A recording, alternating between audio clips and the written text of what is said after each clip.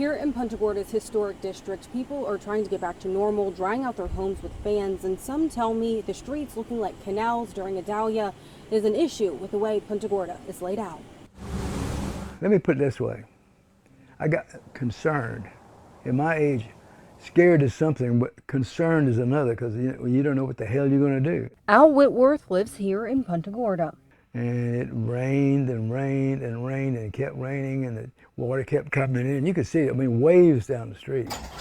Hurricane Idalia flooded this part of his home and also the engine of his car. The water was up halfway up the wheel, the front wheel. So they got water in part of it, and that's what caused the problem. Living close by, Mike Polk tells me the same story. And you can see my truck's right there. It was up to the Ford, to the caps. He and his wife spent the morning of Idalia deciding whether or not to leave town. I got up at 2:30, looked outside, and it was just like about like right now. It was just little puddles, nothing much. And then I went back to bed. My wife got up, and she looked outside, and she said, "We're surrounded by water." They decided to pack up and leave for a few days, checking in on the house through their cameras.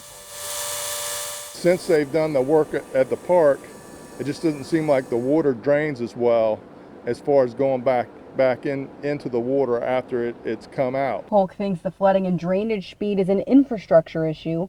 Wednesday night around 7 p.m. there was still more than a foot of water here on Treview Ave, just 3 blocks off the Peace River, while downtown had dried out hours prior. I'm a regular at the city council meetings, and they got to get it right. They want to do all this development downtown, and we don't have the infrastructure that can support the existing development that we have. All a stark reminder of Ian just 11 months ago. It was flooding, but not like this time.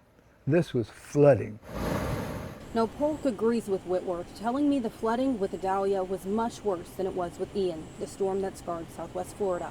In Punta Gorda, Dominga Murray, Fox 4.